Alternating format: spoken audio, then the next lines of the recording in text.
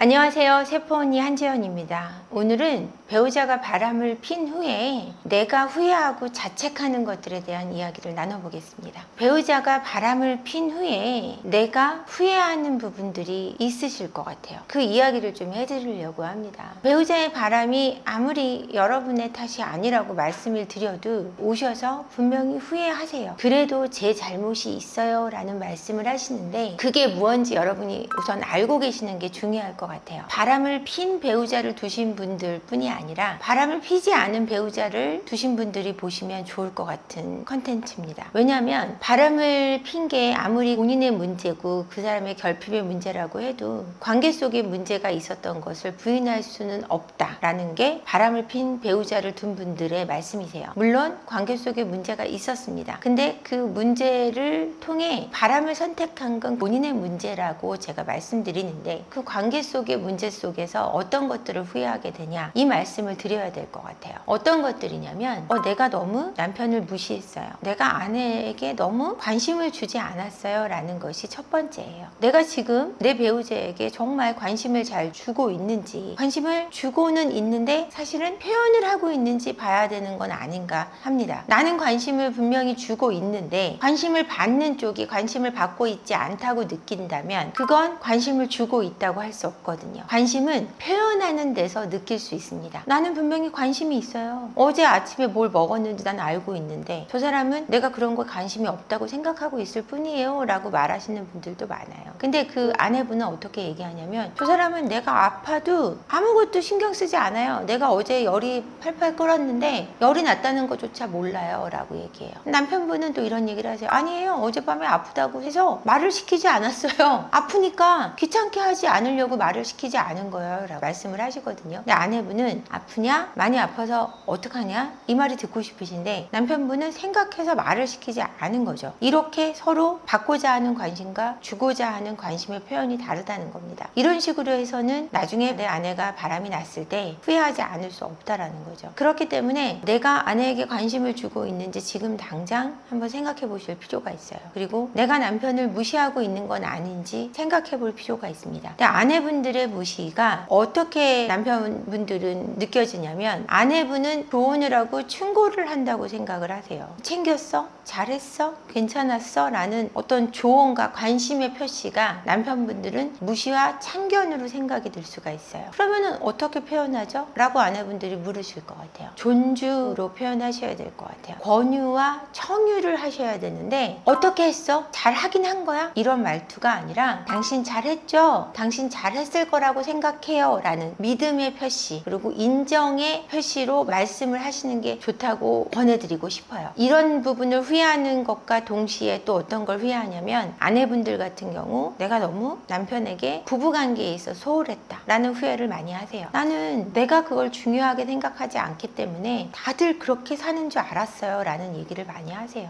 주변 사람들 제 친구들을 봐도 다들 안 하고 산대요. 근데 이런 일이 생길 줄 몰랐어요. 그리고 남편이 그런 성관계를 좋아한다고 느껴본 적이 없어요. 관심이 없다고 생각했어요 라고 말씀들을 많이 하시는데 남편의 어떤 외도 행각을 보신 후는 그런 시간에 대해서 후회를 많이 하신다는 거죠. 남편분들도 마찬가지세요. 아내가 외도를 한 행각을 보시고서는 아내가 성관계를 좋아한다는 걸 몰랐다. 아내의 외도에서 성관계에 중심을 두셔야 되냐라는 질문을 하실 것 같아요. 성적인 행위에 대한 중심보다 정서적인 친근함에 중심을 두셔야 된다고 생각해요. 왜냐하면 아내가 남편과의 성관계에 소홀함에 중심을 두고 외도를 하신 분들도 있지만 정서적인 소외감에서 정서적인 충족감을 주는 상간자와 성관계를 하는 경우가 더 많기 때문이죠. 아내분의 외도에는 성관계의 소홀함에 대한 배우자의 후회도 있지만 정서적인 소홀함에 더 신경을 쓰셔야 된다는 말씀을 해드리고 싶어요.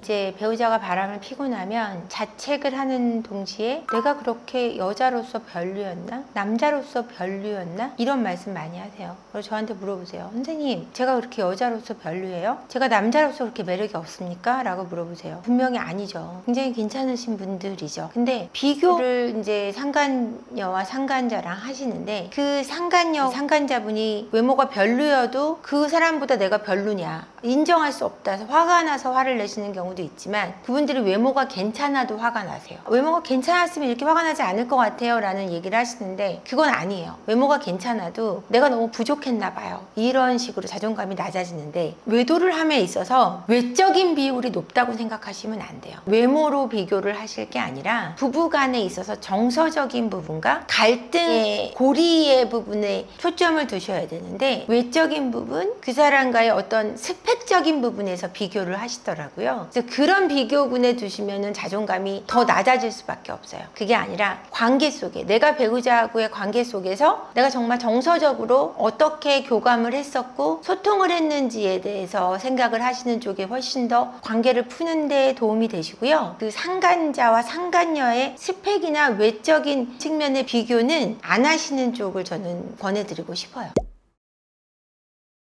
도움이 돼요. 안 된다고 할 수는 없을 것 같아요. 왜냐하면 이게 무조건 100% 바람핀 배우자의 잘못이라고 생각할 때는 완전히 끝나는 쪽으로 가세요. 이혼이다. 나는 100% 순수해. 근데 관계 속에 100%는 없어요. 한쪽만 100%는 없어요. 관계는 쌍방이거든요. 언제나. 비율적으로 크기는 다를 수 있지만 쌍방이란 말이에요. 저 사람이 무조건 100% 잘못했다고 하면 용서하려고 들지 않아요. 진짜 이게 화합을 할 수 있는 대화가 들어가질 않는데 나도 그래도 어느 정도 잘못했어 라는 것을 받아들이시게 되면 그래도 화합하시기 위한 어떤 태도를 취하시는 것 같아요. 그러니까 나도 잘못한 부분이 있으니까 나도 어떤 부분까지는 양보를 해야 돼 라는 어떤 마음을 여시려고 노력하시는 것 같습니다. 있습니다. 외도를 했는데 이혼을 그냥 무조건 하시는 분들이 있어요. 나는 생각할 필요 없어. 이건 무조건 이혼이야 라고 이혼하시는 분들, 조금 지나서 후회하시는 분들이 있어요. 왜 후회하냐? 생각보다 그 남자나 그 여자가 괜찮았던 거예요. 이혼을 딱 해버리니까 이 배우자가 외도한 그 여자랑 아니면은 외도한 그 남자랑 사는 게 아니라 더 나은 제3의 여자랑 제3의 남자랑 재혼을 딱 해갖고 너무 잘 사는 케이스가 있어요. 그래가지고 후회하는 케이스를 제가 봤고요. 그게 아니고 그 상간녀랑 상간자랑 함께 살아가고 나는 분노에서 벗어나지 못해서 후회하는 케이스를 봤어요. 그러니까 분노가 다 풀리지 않는 상태에서 이혼을 한 거죠. 그러니까 이혼을 하게 되면 제가 항상 말씀드리는 게 외도하고 나서도 내 분노가 사라지고 나서 이혼을 하셔야 된다는 얘기를 해드려요. 왜냐면 이혼을 딱 해버리고 나면 분노를 풀 수 있는 그 시간이 없어요. 분노를 풀 수 있는 대상이 사라져요. 그 대상한테 분노를 풀 수 있는 자격이 없어지는 거예요. 그 이혼을 제가 좀 주저하고 그래도 상담을 통해서 건강하게 헤어질 수 있는 방법을 찾고 분노를 풀고 이혼하셔야 된다는 얘기를 누차 드리는데 그걸 해보시지 않고 무조건 이혼부터 선택하시는 분들은 분노를 다 풀지 못해서 후회하는 케이스가 많습니다.